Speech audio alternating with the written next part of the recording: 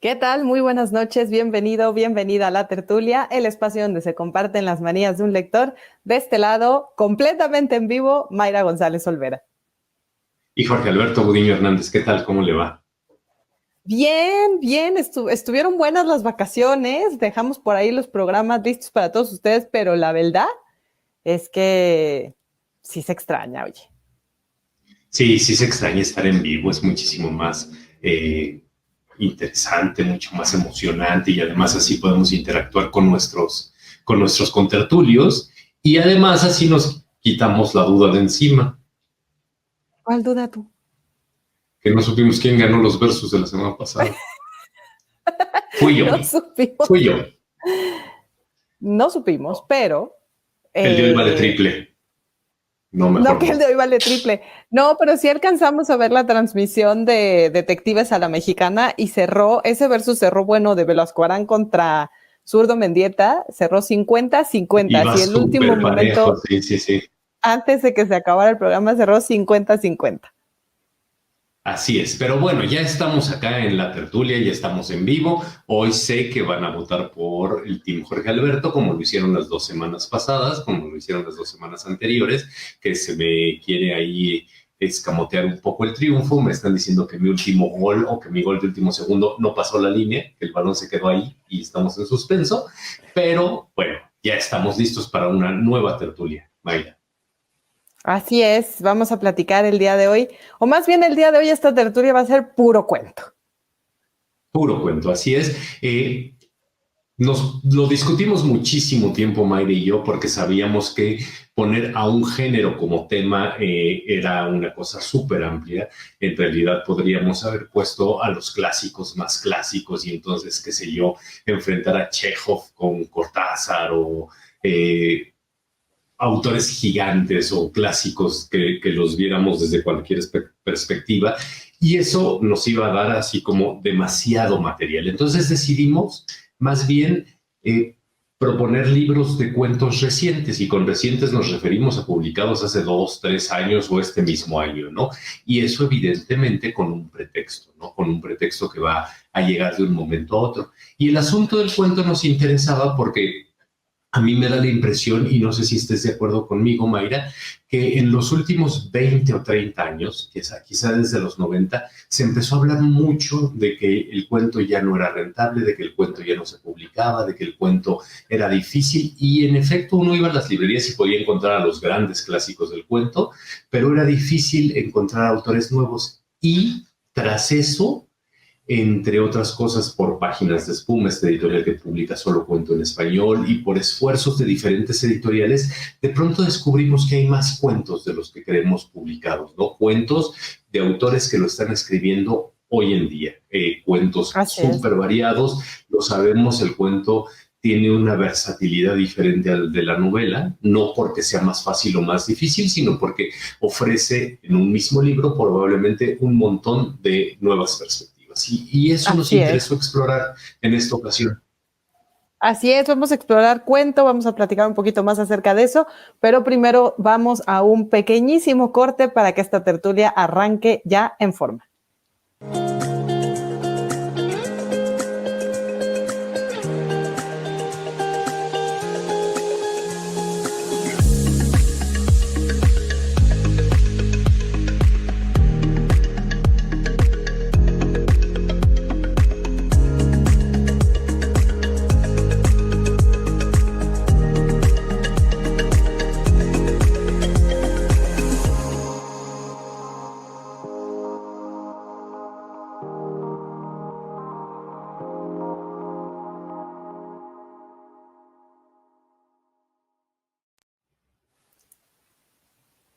For Solares dice Augusto Monterroso y en ese momento entró otro mensaje. Dice Augusto Monterroso, escritor guatemalteco sobre cuentos. Y Lobo Blanco dice que se queda aquí en la tertulia. Gracias a todos los que están con nosotros ahora para platicar de literatura. Y dice, los cuentos de Chekhov son la onda.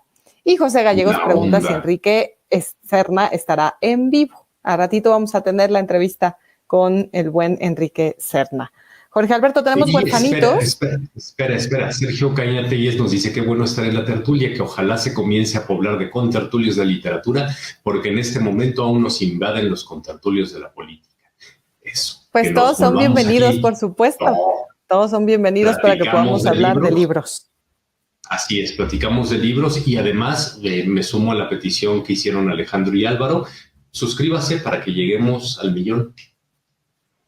Así es, suscríbase a Sin embargo al aire y aprovecho también el mensaje que está haciendo Jorge Alberto para pedirles que una vez que nuestra tertulia quede en su link independiente del programa de los periodistas, también nos ayude a darle like en ese momento y a compartir con quienes usted sabe a su alrededor que disfrutan de la literatura, de las historias, de que le cuenten cuentos, porque además hoy es puro cuento. Pero antes de seguirnos con el cuento, vamos a contarles qué huerfanitos tenemos el día de hoy, porque tenemos de parte de Tusquets literatura japonesa, para quienes disfrutan a estos autores, Luna Llena, de Aki Shimazaki, una novelita corta que nos mandan desde Tusquets. Raúl Tola con una novela negra, La favorita del Inca, una novela negra en tiempos del Imperio. Y por otro lado, y finalmente, Bacanalia, de Pedro Ángel Fernández Vega, que nos mandan nuestros amigos de Espasa, y que habla sobre las mujeres, el mundo femenino en la antigua Roma. Ahí están los 3 huerfanitos, así que usted cuéntenos cuál es su cuento favorito, no su libro de cuentos, cuál es su cuento favorito y por qué. Ahí en el correo electrónico, contacto@gmail.com, y los primeros 3 que nos digan cuál es su cuento favorito y por qué, van a recibir uno de estos huerfanitos, van a poder ir a las oficinas de Sin embargo a recogerlos. Recuerden que eso es importante, que estén ustedes en Ciudad de México o que tengan a alguien que pueda dirigirse a las oficinas a recoger los huerfanitos. Jorge Alberto, tenemos mucho cuento y tenemos ya conversación con los contertulios también. Así es. Javier Dávila nos dice, tengo un libro de cuentos de Oscar Wilde. Dinos cuál, Javier, para que nos enteremos. Irma Hernández recomienda mucho los cuentos de José Emilio Pacheco. Tiene unos divertidísimos, que hay que volver a ellos cada tanto porque llaman muchísimo la atención. Irma Hernández también dice que le encantó El matadito de Enrique Serna. Nos pregunta Jorge Gutiérrez, nos dice, hola, los cuentos de José Revueltas, ¿qué tal el libro de Dormir en Tierra? No lo conozco, pero me lo apunto para ponerme ahí a la tarea. A la tarea nos lo apuntamos, por supuesto. Y una cosa importante también, ya que estamos en los anuncios y antes de entrar al versus, Jorge Alberto, es que ya tenemos nueva fecha para tu presentación.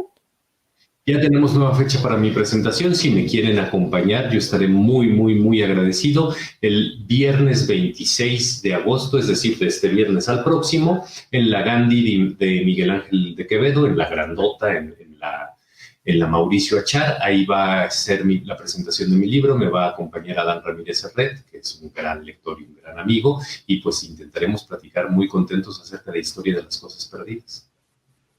Por acá tenemos varias cosas lindas que nos están contando. Hoy estamos de cuentos y contando.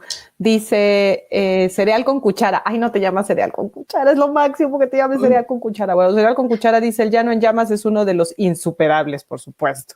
Y Videos Matemáticas dice, lo malo con los huerfanitos es que no los envían a provincia. Prometemos que antes de que termine esta tercera temporada, algo haremos para todos los amigos que no están en la Ciudad de México, que están en alguno de nuestros otros estados, para que puedan acceder a los huerfanitos. Juan Nogués nos dice el Aleph de Jorge Luis Borges, que claro, es una maravilla, es uno de esos cuentas asazazos. Y ya se me movió otra vez esto, es que entran muchas. Elizabeth Velasco Arriaga dice, me encanta la colección de cuentos latinoamericanos, así como los de Juan José Arriola. ¿Qué tal, no? Los de Arriola, esos libros, que yo tenía la edición esa de colores, había uno morado, uno rojo, uno azul, era súper linda. Macario es uno de los grandes cuentos de Rulfo, dice Videos Matemáticas, por supuesto. Por acá está hay un mensaje divino antes de entrar al versus, Jorge Alberto, de For Solares. Dice, cuando dijeron cuentos, recuerdo mi etapa de estudiante de kinder.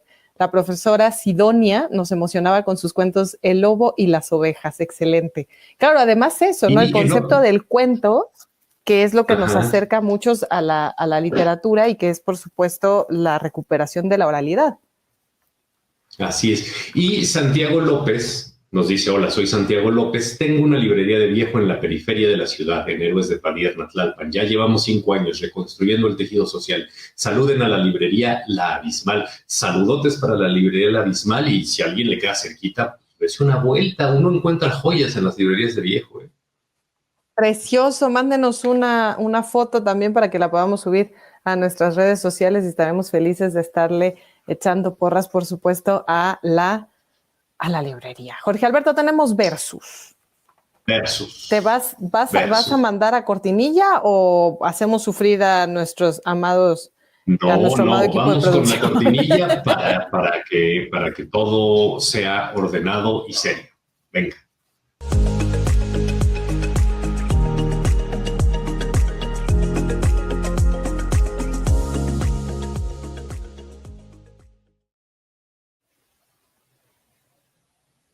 Iracema dice de Cronopios y de Famas, por supuesto, el gran Cortázar. Ya por aquí aparecieron, como bien decías, Jorge Alberto, con los cuentos, los esenciales, ¿no? Los que no podíamos poner en el versus. Ya apareció Rulfo, ya apareció Cortázar, ya apareció García Márquez, ya aparecieron todos aquellos. Elena Garro ya también está apareciendo por acá, Lovecraft. Los grandes clásicos del cuento, Jorge Alberto. Edmundo Valadez, evidentemente, que tenía la revista El Cuento, que era un clásico de este país. No, bueno, sí, es que cuentos hay para todos lados, por todas partes hay cuentos. Así que usted diga, ¿qué hacemos con el versus?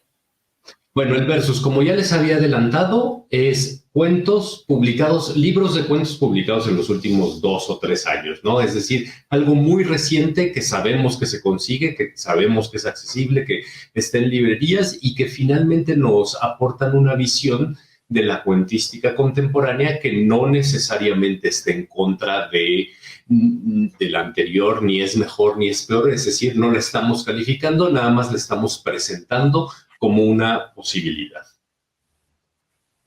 Y empezamos con quien tú quieras, Mayra.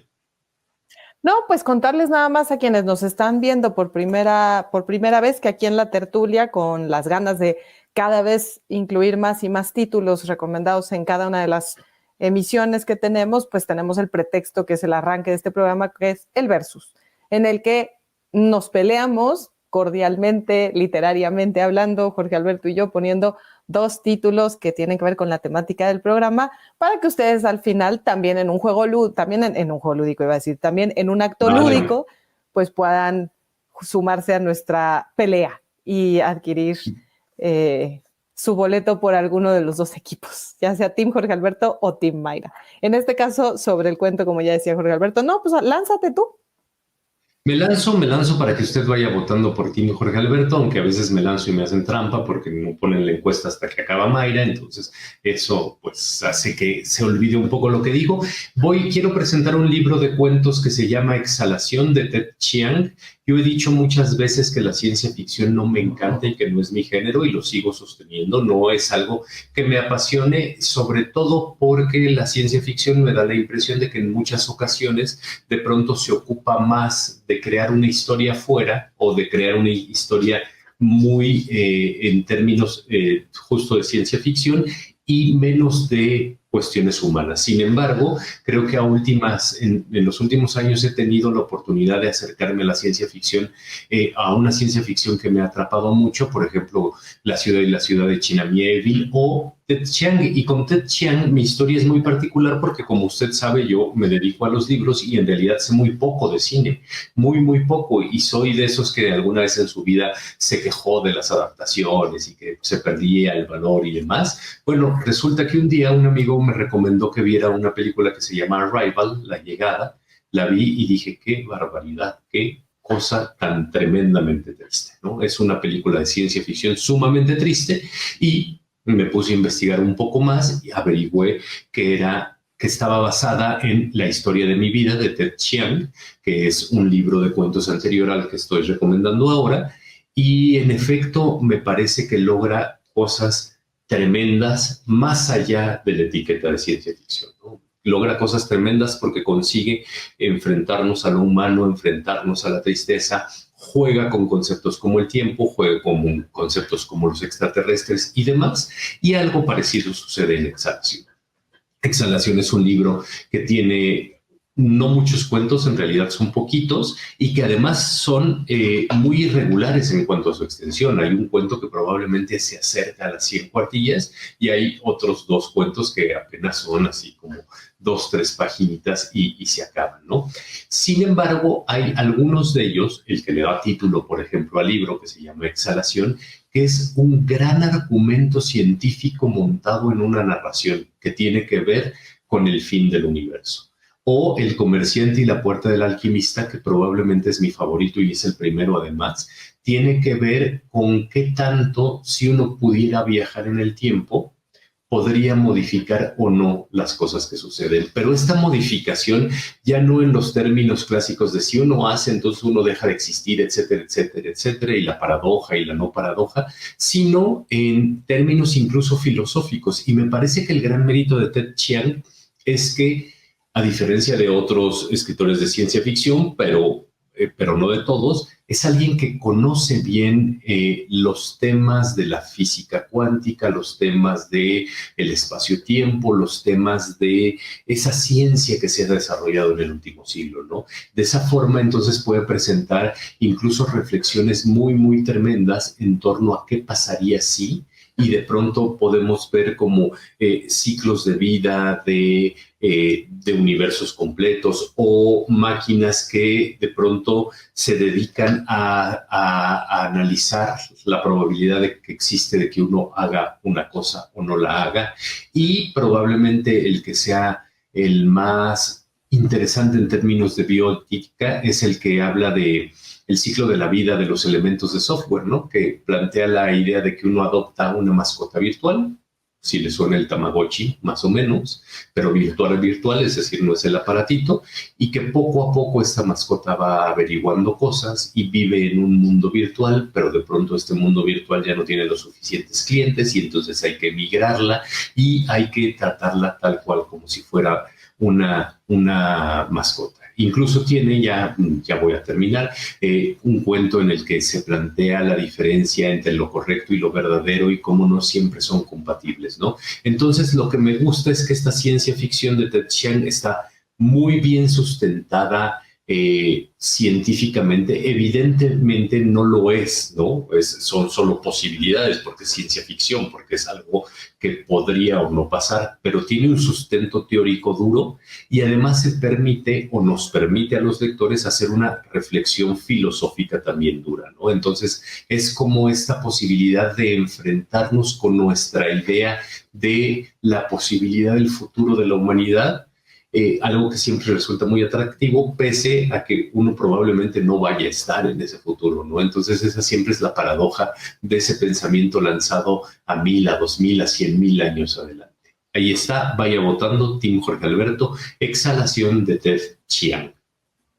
Ciencia ficción por acá. Constanza Díaz dice, promuevan el intercambio de libros, del tipo que sea.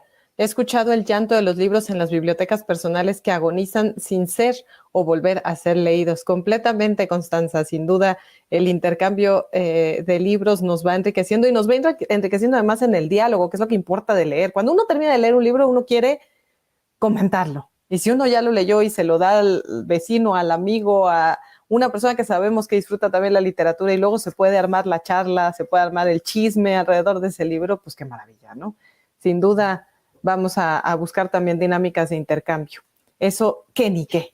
Muchísimas gracias a todos los que están por acá. Dice Tere Picasso, me confundí por un comentario que hacía antes. La muerte tiene permiso de Edmundo Valadez y nos pedían también que repitiéramos el correo electrónico, que lo pusiéramos, lo vamos repitiendo, que es contacto, sin embargo, @gmail.com. Que si es de sexto piso, te preguntan, Jorge Alberto, Exhalación. Está en sexto piso el de Exhalación, sí. Y se consigue en sus 2 formatos y con mucha facilidad. Sí, se me olvidó decir que era sexto piso, pero es sexto piso. Pues yo les traigo un libro de cuentos bastante pequeño, bastante cortito. Son 16 relatos y en realidad es un libro pues delgadito que se llama La intemporalidad perdida.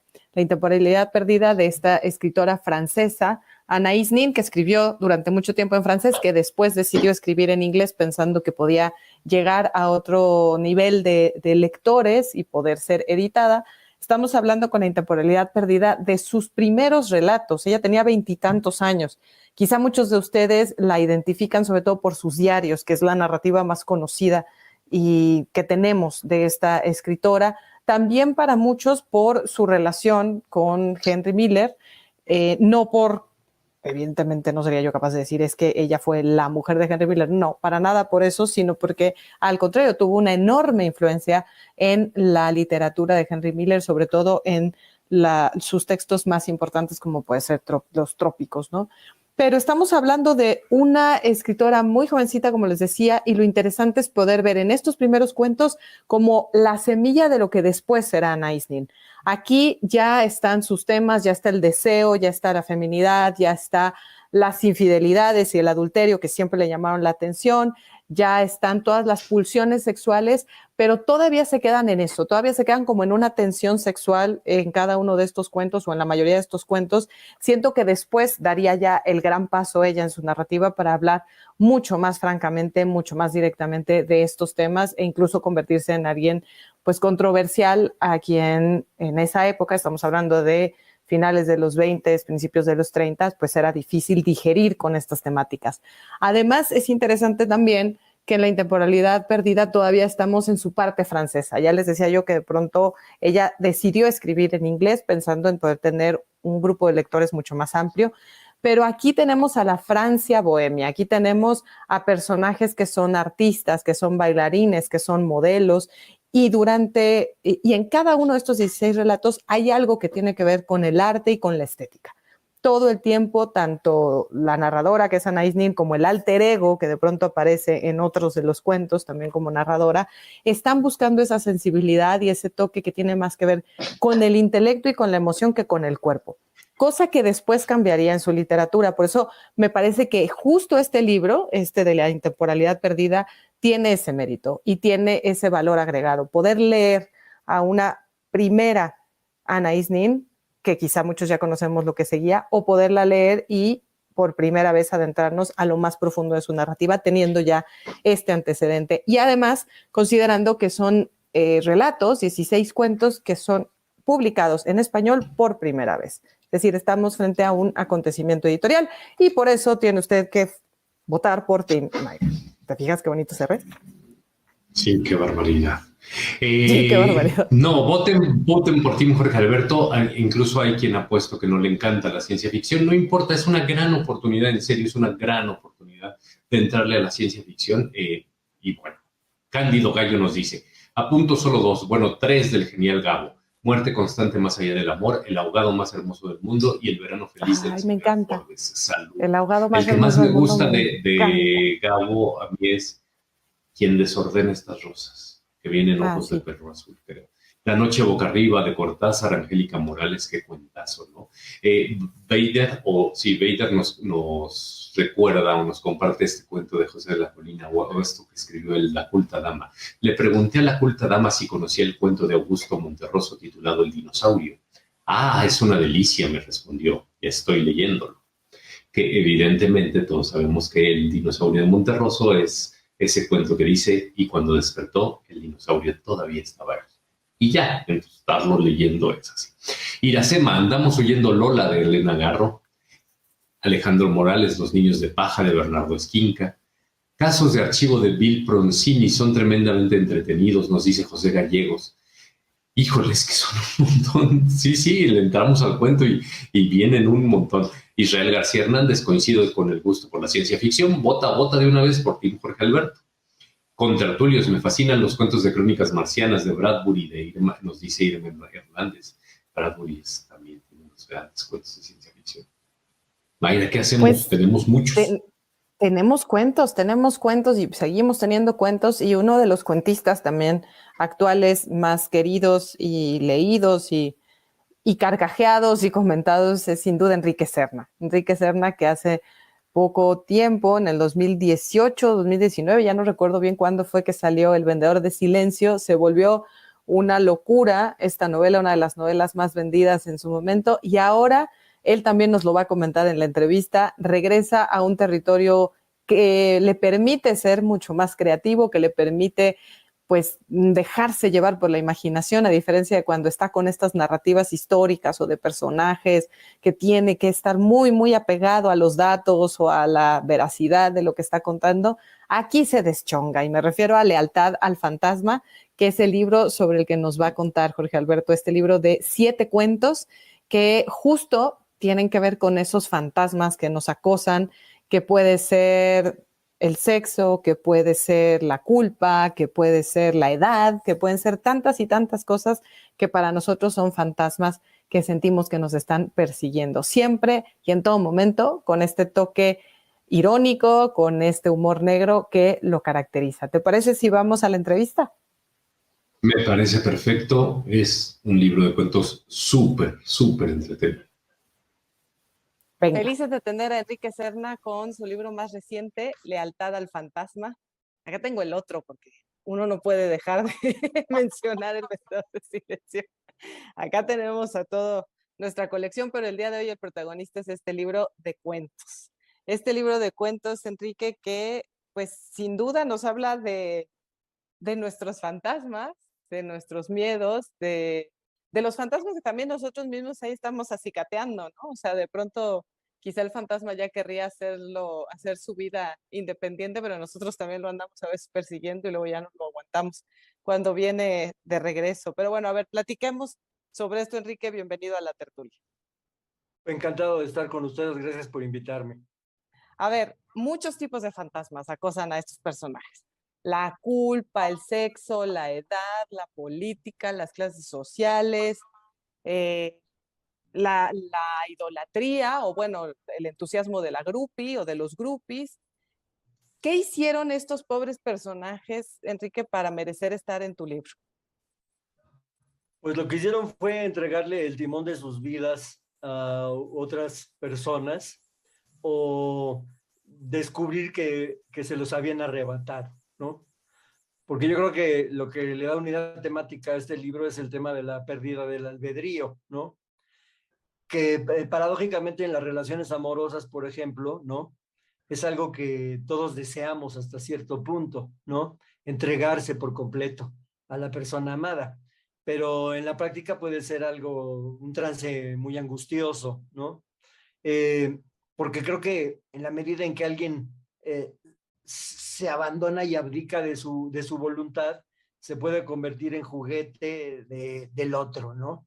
O en personaje, como planteo yo en algunos de mis cuentos también, ¿no? Porque aquí hay varios cuentos. El primero, por ejemplo, el anillo maléfico. El segundo, que tratan de cómo una persona empieza a gobernar la vida de otra, ¿no? Ya sea porque es un artífice que está manejándolo como personaje, o porque en el caso de la fanática de una diva de Hollywood, empieza a interferir tanto en su vida que acaba pues siendo determinante en la evolución de la vida de esa diva, ¿no? Y en el último, porque se trata de un personaje que cree que es un ser humano y realmente no lo es, ¿no? Entonces, pues creo que por ahí va la temática de los cuentos, ¿sí? Eh, que tiene mucho que ver también con la vulnerabilidad en la que tiene un ser humano cuando cede el timón de su vida, ¿no? Justamente.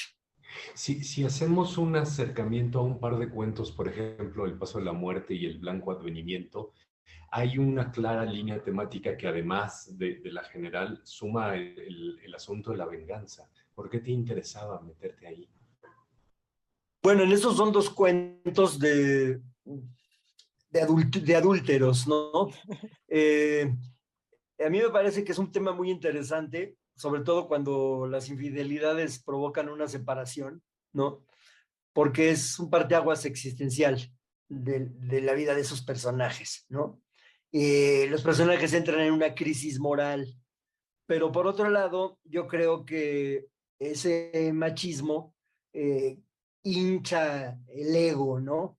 La vanidad del hombre que se siente dominador, el conquistador, etcétera, ¿no? Y pues a mí me agrada como aguafiestas un poco, ¿no? Reventar esos globos inflados por medio del tratamiento cómico o grotesco de los personajes, ¿no? Que yo ya le decía a Enrique que para mí El Blanco Advenimiento es mi cuento favorito. Yo creo que de muchas terminará siendo uno de los cuentos favoritos. Pero bueno, y justo leíamos la columna, Enrique, leíamos Jorge Alberto y yo la columna de Julio Patán, Sí. y hacía este comentario. Ahora me suena mucho lo que estás diciendo con lo que venía también en el texto, ¿no, Jorge? Sí, sí, sí, por supuesto. El asunto de, no sé, hay como una anticomplicidad del autor con el personaje, ¿no? Con tus personajes que no nada más viene de... Masculinos, Sí, masculinos. sí, sí, con los masculinos, que viene de otros libros tuyos, pues. Pues hay una crítica o una autocrítica de la masculinidad, que es algo que yo había hecho en mi novela La sangre erguida, pero ahora ya con más años encima, ¿no? Creo que tengo un mejor conocimiento de la mente de los varones y de nuestra estúpida vanagloria, ¿no? Ahora, hay un involucramiento, hay complicidad con ese personaje, pero yo también me siento muy cercano a Delfina Tamés, la protagonista de Abuela en Brama, ¿no? En parte porque tengo más o menos esa edad, ¿no? Y pues puedo comprender cómo se siente una mujer en estas características, ¿no? Sí, sí, claro. De hecho, yo creo que se escuchó mal. Yo mencionaba la anticomplicidad, ¿no? Es decir, ya no es de género, pues ya más bien te les eches encima. Sí, porque Julio justo lo que decía en su columna era hablar sobre la virilidad decadente, ¿no? Que en varios de tus libros está presente justo eso. En efecto, sí, sí, creo que es una, pues, enfoque de esa virilidad que quiere ser triunfal, que quiere mantener la vigencia erótica de un personaje, ¿no? Pero que lo expone también a situaciones patéticas, ¿no? Lealtad al fantasma, como muchos de tus otros libros, tiene el toque Serna. Ya mucha gente ha hablado acerca de lo ácido que puede ser tu narrativa, de lo ácida que puede ser, del manejo del humor negro que siempre has tenido y que la verdad es que es una delicia. ¿Cómo dosificar ese humor negro? ¿Cómo dosificar eso? Porque de pronto también en Lealtad al Fantasma hay momentos de mucha ternura, hay momentos de mucha crueldad. O sea, pienso sobre todo en el último de los cuentos, que le da justo el título, que es un cuento muy cruel. ¿No? Hay pinta escenas muy difíciles, pinta escenas muy crudas, pero siempre está el toque de humor necesario, de humor negro y de así es. ¿Cómo lo dosificas para no irte de pronto, para no excederte, sobre todo siendo ya un toque tan conocido de tu narrativa?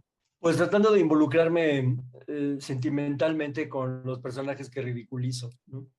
Porque, bueno, yo recuerdo en esto hay una diferencia de un teórico del drama, Eric Bentley, ¿no? Que él decía que la diferencia de la comedia con la farsa es que en la comedia ridiculiza a los personajes, pero toma en cuenta y le importan sus emociones, ¿no? Y en la farsa, en cambio, son monigotes completamente grotescos, ¿no?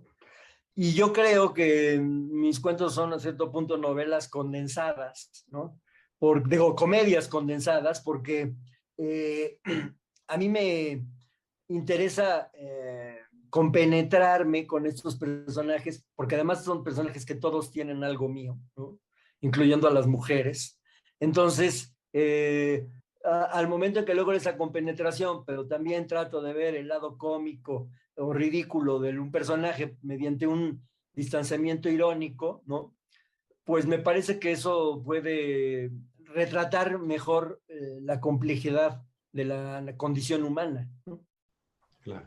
Y a la hora de, evidentemente esto pasa más con los libros de cuentos que con las novelas, pero ¿cómo le haces a la hora de plantearte la elección de la estrategia narrativa que vas a emplear en cada uno de ellos? Me queda claro que todos pertenecen más o menos a una misma familia, pero de pronto hay detalles que llaman la atención y que además ponen de buenas a los lectores, incluso más allá del propio cuento. Me refiero, por ejemplo, a estos trazos de metaficción en el primero de los cuentos y demás.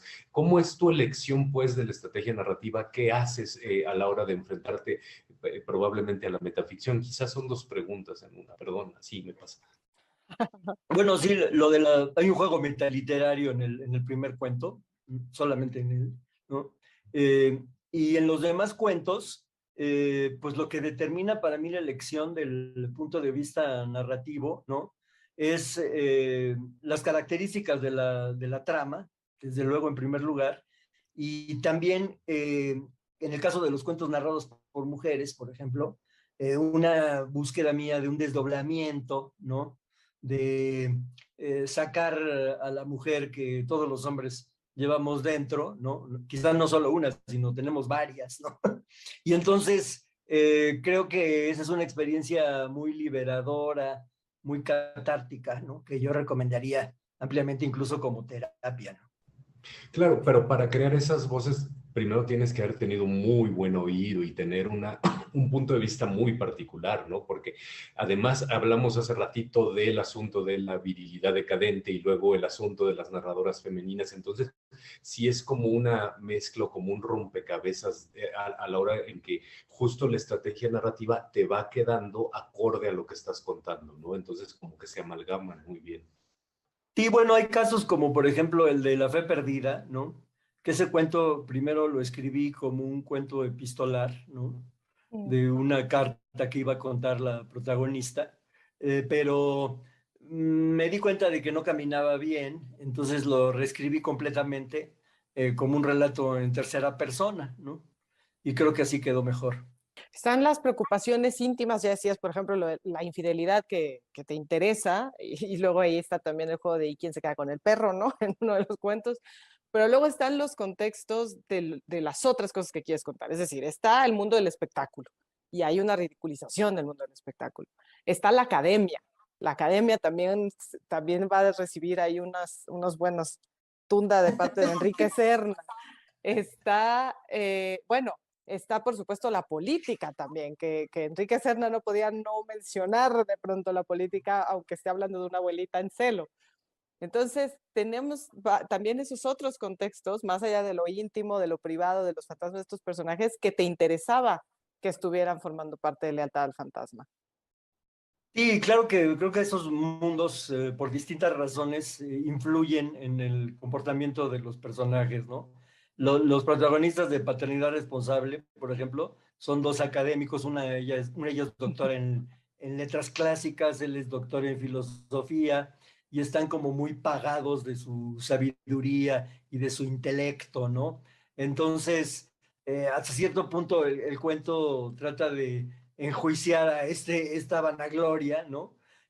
Con la intervención de este animalito, que es justamente lo que les mueve el lado instintivo que tenemos los seres humanos, ¿no?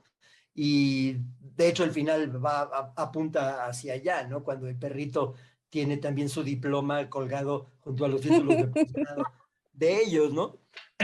Y en los otros casos, en la Abuela en Brahma, por ejemplo, ¿no?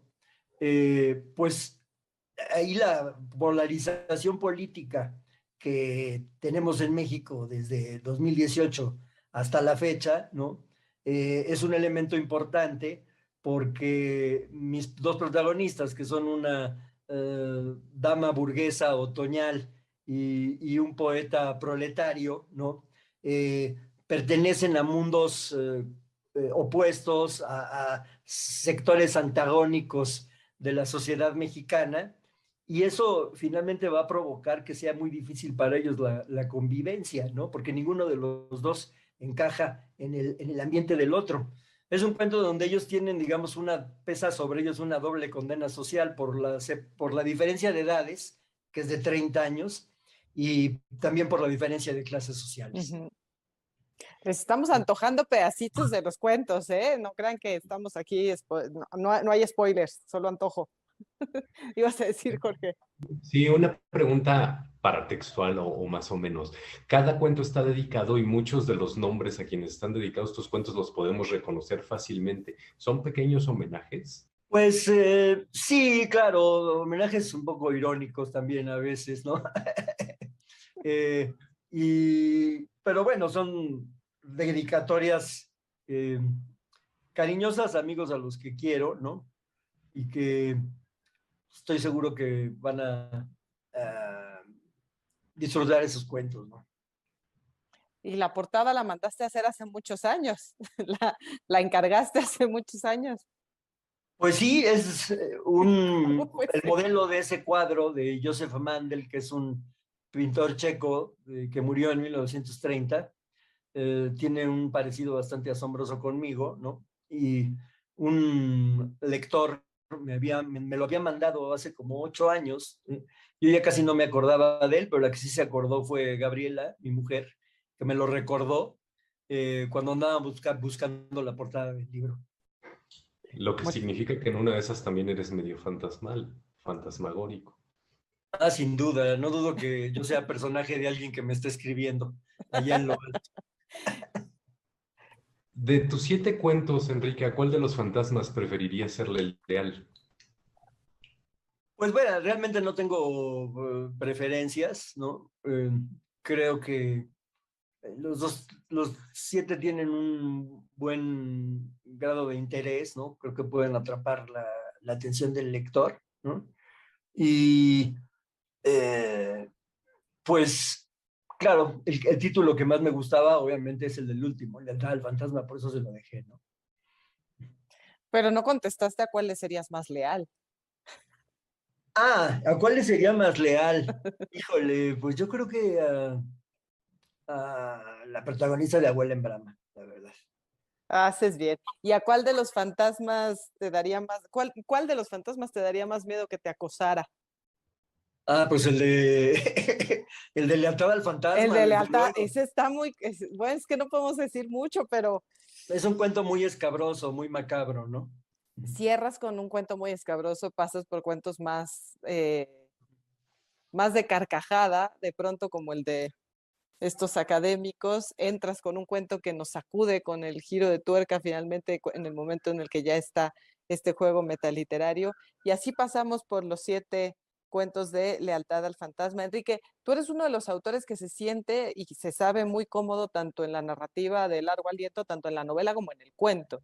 Me parece que el, así como tú, no hay tantos autores publicando con esa frecuencia tanto en un registro como en el otro. Entonces, también nos parece un salto interesante después de haber leído El Vendedor de Silencio, que se comentó tanto, que te hayas tomado este momento para dedicárselo al cuento, ¿no? Con Lealtad al Fantasma, y los lectores seguramente ya te lo están empezando a agradecer muchísimo. Fíjate que algo que me ha sucedido con las novelas históricas es que como es un trabajo que obliga a constreñir bastante la imaginación, porque uno tiene que situarse en una época, reconstruirla minuciosamente, no cometer anacronismos y al mismo tiempo tratar de ser una especie de medium para que resuciten estas figuras del pasado, ¿no? A veces la imaginación trata de escapar de esta penosa tarea, ¿no? Inventando otras historias donde la imaginación es más libre, ¿no? Y eso fue lo que me pasó cuando estaba escribiendo El Vendedor de Silencio. Entonces yo anotaba estas ideas y ya cuando estuve libre en la pandemia, me dediqué a escribirlas. Pues te las agradecemos mucho, pero no te puedes despedir de nosotros sin la pregunta obligada en la tertulia, porque aquí decimos que es el espacio en donde se comparten las manías de un lector. Como lector, ¿cuáles son tus manías? Bueno, fíjate que una manía que tengo mientras estoy escribiendo es leer poesía, Ah, porque a mí creo que me ayuda a depurar el lenguaje, ¿no? Y siempre trato de ver si algo se me pega, ¿no? De los grandes poetas de la lengua española, que aunque yo no escriba poesía, ¿no? Creo que a cualquier narrador le ayuda a leer poesía. muchísimas gracias, Enrique. Gracias por estar en la tertulia. Gracias a ustedes, hasta luego. Bye.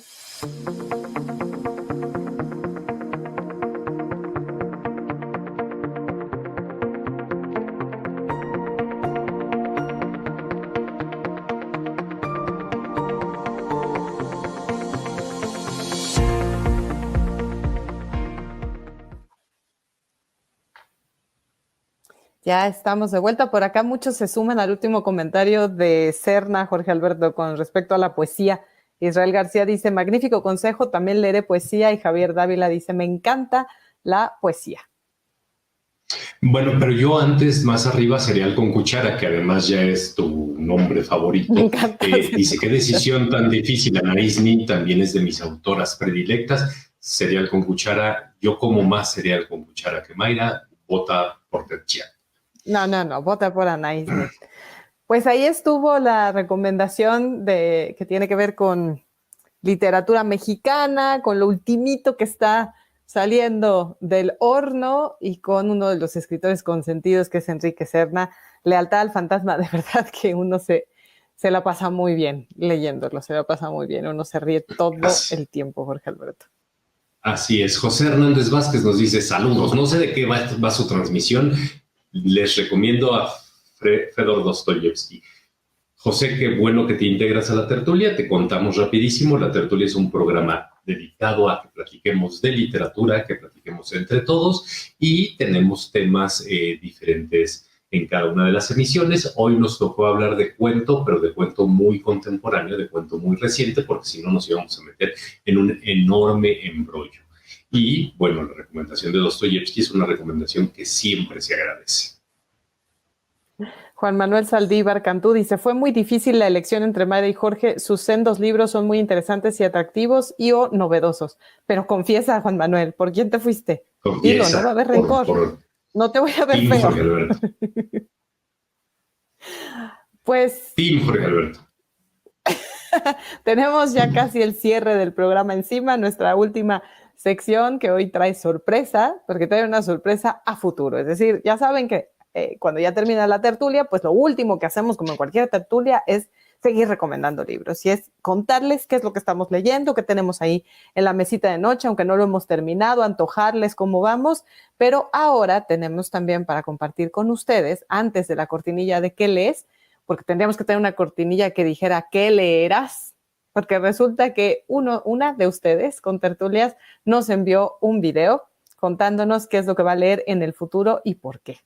Vamos al video, producción, ¿estamos listos?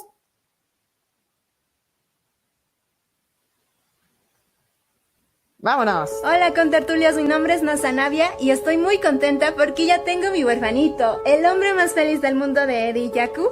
Gracias Mayra, Jorge y a todo el equipo de Sin embargo al aire, hacen un trabajo genial, espero muchas temporadas de la tertulia, saludos. ¡Ay, qué bonito! Nasa-Navia, muchísimas gracias por ese video en TikTok compartiendo que ya tienes en tus manos tu huerfanito y que es lo que vas a leer a continuación. Muchísimas gracias.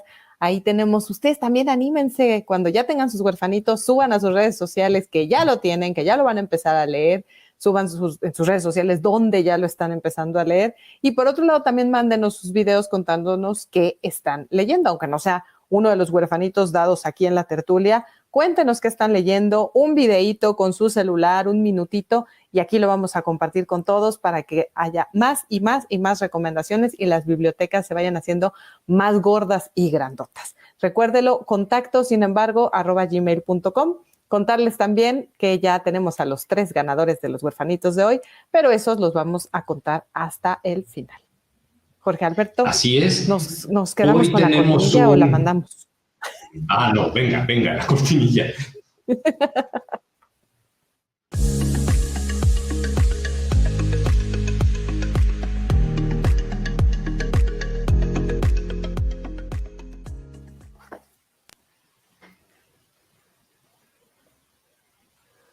Ahora sí, Jorge Alberto Gudiño, cuéntanos qué lees y por qué. A ver, no, antes de contarles qué leo y por qué, porque en realidad estoy en una relectura, nos enteramos todos esta semana que apuñalaron al escritor indio británico Salman Rushdie, lo apuñalaron, suponemos, porque en realidad no podemos afirmarlo de manera tajante, que fue por esa fatua que en algún momento hace ya 30 años puso el Ayatollah Khomeini sobre su cabeza tras la publicación de los versos satánicos. La historia es más o menos esa.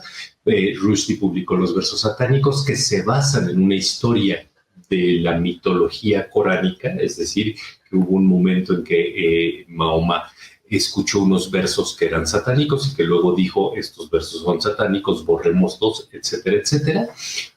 Rushdie publicó una novela en la que no necesariamente está criticando ni al Islam, ni al Corán, ni nada por el estilo, pero que tiene ese episodio. Y el Ayatollah Khomeini, que era el líder de Irán, dijo que todo musulmán debía imponerse la misión de matar a Rushdie, ¿no?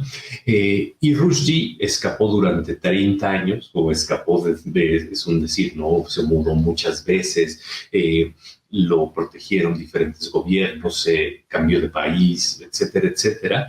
Y esta semana, a principios de semana, un musulmán muy joven, que no había nacido cuando Khomeini dictó esa sentencia o lanzó esa amenaza, lo apuñaló mientras Rushdie estaba dando una conferencia o una especie de charla en un pueblito cerca de Nueva York. El pueblito de Nueva York, no puedo repetir el nombre, en verdad es imposible, es rarísimo. Pero fuera de eso, bueno, evidentemente todos condenamos este tipo de ataques porque son ataques no solo porque la novela es una novela de ficción, sino porque son ataques contra la libertad de expresión, porque en realidad uno tendría derecho a escribir de lo que uno quisiera, y si a alguien no le gusta lo que uno escribe, pues basta con no leerlo, ¿no? Por una parte. Y eso nos abrió la puerta a retomar, a releer o a continuar con la lectura de algunos de los libros de Rushdie. Y bueno, yo estoy leyendo Joseph Anton, que yo creo que más bien es Antón, porque el Antón viene de Chejo, que es un libro que empieza justo con la llamada telefónica que contestó Rushdie, en la que le avisaron casi por error, porque era una reportera que quería entrevistarlo, qué opinaba de lo que acababa de decir Khomeini.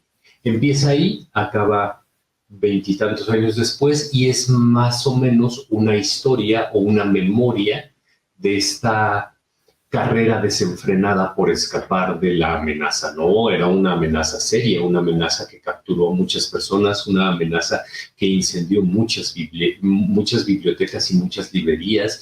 Incluso varias editoriales tuvieron que ponerse a resguardo, tuvieron atentados, tuvieron bombas. Hubo traductores de la novela que fueron asesinados y que fueron atacados. Y me quedo con una anécdota que no viene en el libro, que incluso en el ámbito español o en el ámbito del idioma español se tradujo la novela, se le puso un nombre falso al traductor, se le puso un seudónimo, y el ejemplar de la novela de los versos satánicos, la primera en español, trae el nombre de 17 sellos editoriales que ni siquiera pertenecían al mismo grupo, como para dejar en claro que todos lo apoyaban, e incluso tenía estaba validado por el Ministerio de Cultura de España, ¿no? Entonces, esa edición, que es muy bonita y que no sabemos todavía si alguien la puede conseguir, será en una librería de viejo, daba a entender que esa solidaridad existía, ¿no? Esa solidaridad, por un lado,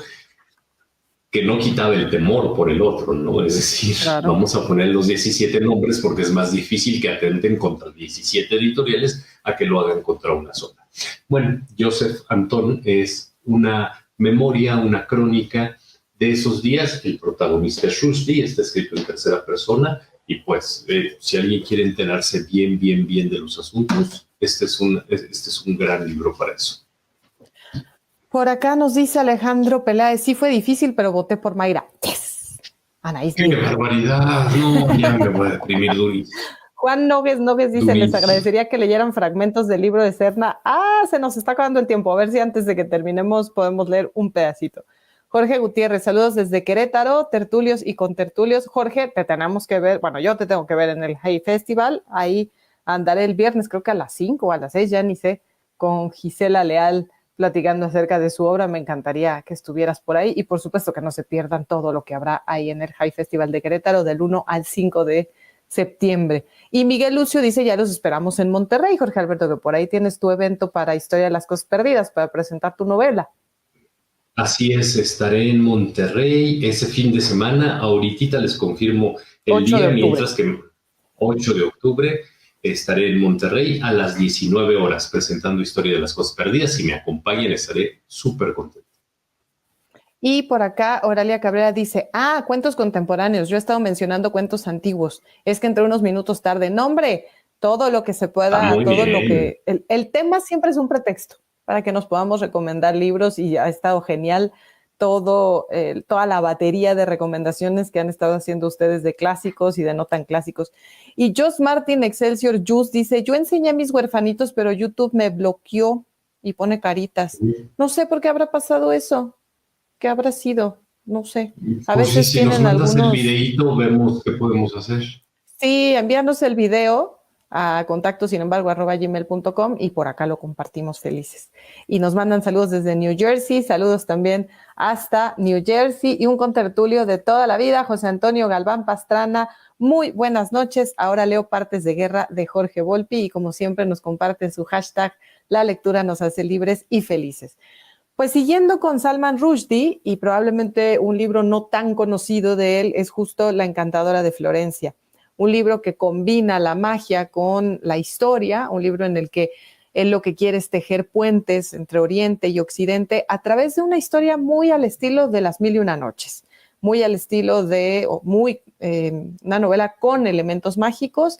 Él dice que puede también leerse desde el registro del realismo mágico, lo decía en ese 2009 en el que salía la traducción al español de La Encantadora de Florencia, y que nos habla sobre un pillo, un pícaro, un estafador que llega con el emperador mogol, que llega con el emperador Akbar el Grande a endulzarle el oído, a contarle que tiene un secreto. Ese secreto es una mujer. Y es un secreto que puede ser o muy bueno para él y para su imperio, o puede ser verdaderamente perjudicial.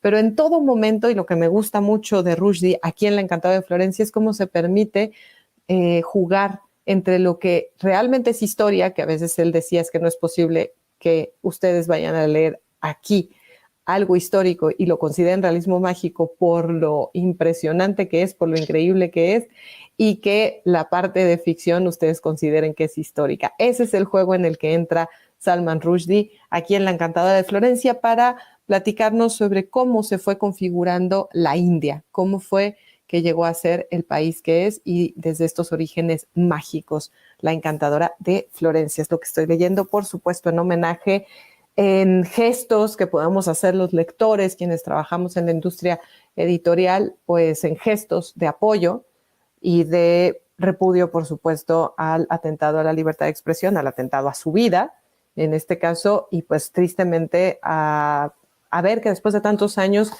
es muy probable que tenga que regresar a esos momentos de estarse escondiendo, de estar buscando seguridad, de no poder estar tranquilo como ya parece que se había pues relajado en los últimos tiempos. Lamentablemente, Salman Rushdie hay que leerlo y leyéndolo lo acompañamos también, por supuesto. Así es. Tilacino 1000 nos dice: es una verdadera barbaridad cometida contra Salman Rushdie, Dios lo cuide. En efecto, parece que ya está consciente, parece que va mejorando y parece que saldrá adelante. Israel García Hernández nos dice a Rubén Fonseca, a Jorge Gutiérrez le da gusto que vayas a estar por allá, entonces eso está muy bien. Cereal con Cuchara nos dice que quiere un huerfanito, pero es de provincia, en verdad lo vamos a resolver pronto. Y Andrea Kenia Sánchez Cepeda me vuelve a preguntar cuándo y a qué hora será la presentación en Gandhi de Miguel Ángel de Quevedo.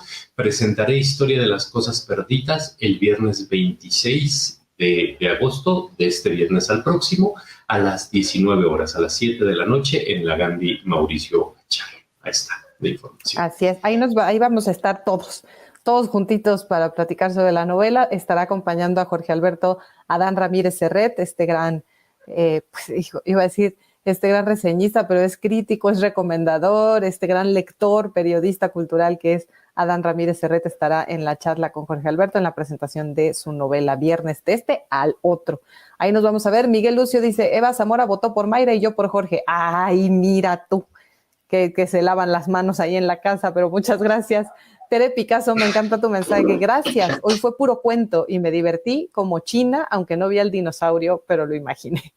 Muchísimas gracias, Tere. Les voy a leer un pedacito. Producción, les prometo que no son muchos minutos, nada más de La Fe Perdida, que es uno de los cuentos de Serna, un pedacito de una protagonista que vive por y para su diva preferida, su ídolo, una mujer que es su consentida dentro del mundo de la artisteada.